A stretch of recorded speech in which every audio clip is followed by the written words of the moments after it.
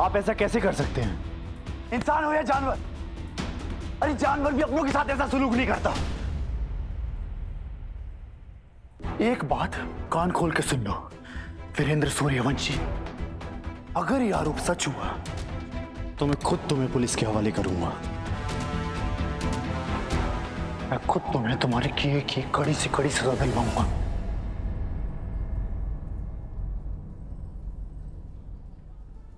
अरे बकवास बंद करो राघव, कुछ नहीं किया मैंने। और क्योंकि तुम सिर्फ आजकल वही करते हो, वही सुनते हो, वही दिखाते हो जो तुम्हारी बीवी तुमसे कहती है, इसका ये मतलब नहीं है कि तुम मुझ पर इतना गंदा इल्जाम लगा। भैया, रीत को इसके बीच में लेके मत आना। रीत का इस बात से कोई लेना देना नहीं है। अच्छा, तो पूनम ने खुद बताया क्या तुम्हें आकर कि मैंने उसे मारा है? कहाँ है वो? बेहोशी की हालत में आपकी हैवानियत की कीमत चुका रहे हैं।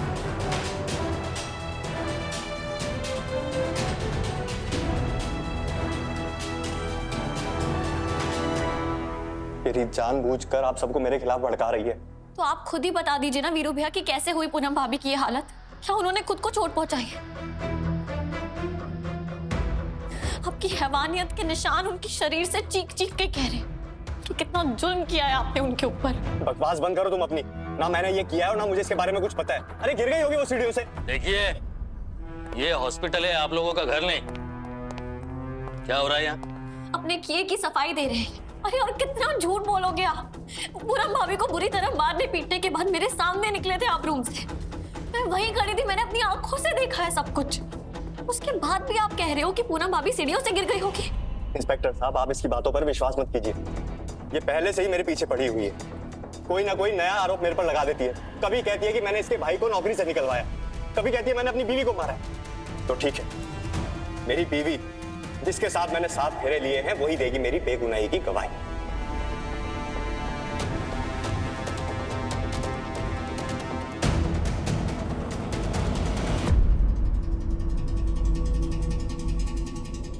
पेशेंट को होश आ गया है।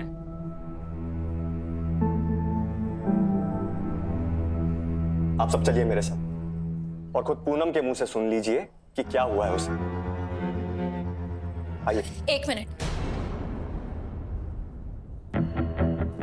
आप पूनम भाभी के सामने नहीं जाएंगे क्योंकि आप सस्पेक्ट हैं और पूनम भाभी विक्टिम। सबसे पहले पूनम भाभी पुलिस को अपनी गवाही देगी, उसके बाद ही कोई उनसे बात करेगा। ज्यादा बड़ी रिपोर्टर मत बन कि तेरे 2 टके के न्यूज चैनल का कोई सनसनीखेज प्रोग्राम नहीं है जहां जैसा तू चाहेगी वैसा होगा, समझी?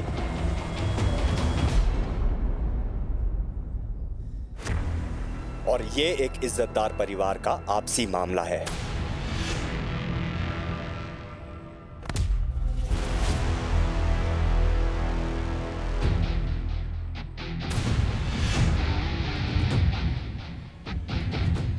पर आप इस इज्जतदार परिवार के सबसे बेगैरत इंसान हैं।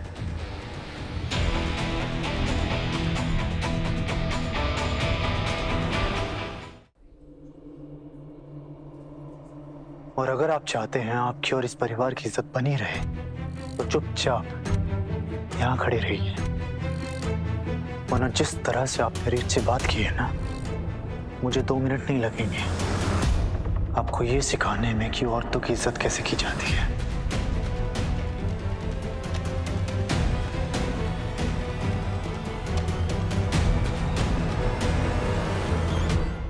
चलिए इंस्पेक्टर साहब, आप पूनम भाभी का बयान लीजिए।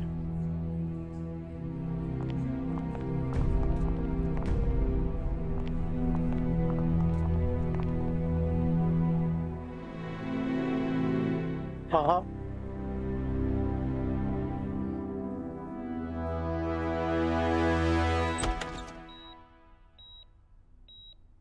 मैडम, विक्टिम का स्टेटमेंट ले लीजिए।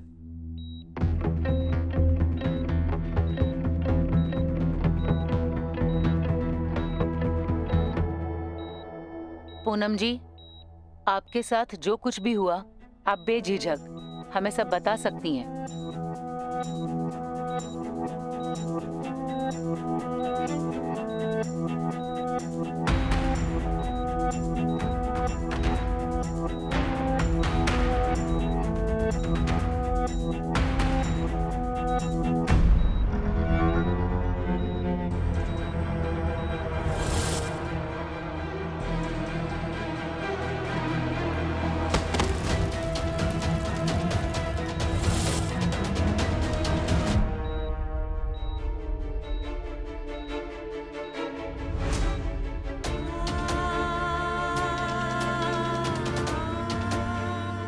पूनम जी, मैंने आपसे कहा ना, आपको किसी से भी डरने की जरूरत नहीं है। कानून है आपके साथ।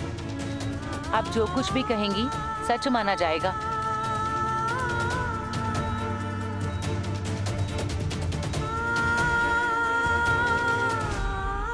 पूनम भाभी,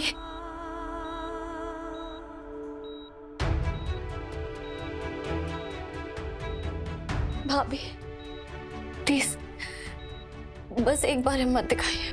मैं वादा करती हूँ, आज तक जितने सालों का दर्द आप अपने अंदर छुपा के बैठे हैं, हर दर्द का हिसाब किताब होगा।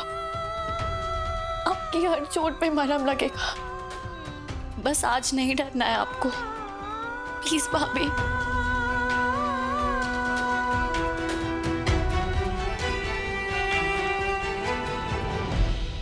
देखा? कुछ नहीं कहा पूनम ने। हाँ देखा, भाभी की आंख के कोने में छुपा हुआ वो आंसू देखा, जो कह रहा है कि बहुत सारा दर्द है, जो सहा गया बस कहा नहीं गया।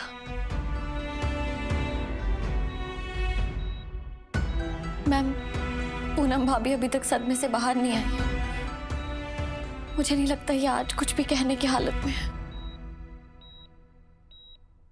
ठीक है, हम कल आ जाएंगे रिकॉर्ड करने, लेकिन जब तक ये बयान नहीं देंगी हमारे हाथ बंधे हैं। जी मैं समझ सकती हूँ। मैंने सालों से तुम्हें चुप रहने की ट्रेनिंग दी है पूनम, और मुझे खुशी है कि आज फिर गुलाम ने अपने मालिक को निराश नहीं किया। आप में से कोई एक ही पेशेंट के पास रुक सकते हैं, बाकी आप सब लोग प्लीज बाहर जाइए। मैं रुकती हूँ पूनम भाभी के पास। वैसे तो मैं भी रुक सकती थी, लेकिन तुम रुक ही रही हो तो अच्छे से ख्याल रखना बिग सिस्टर इन लॉ का, और तुम्हें किसी भी चीज की जरूरत हो तो मुझे फोन कर लेना। जी भाभी। मैं तुम्हारा सामान भिजवाता हूँ, साथ में खाना भी भिजवा दूंगी।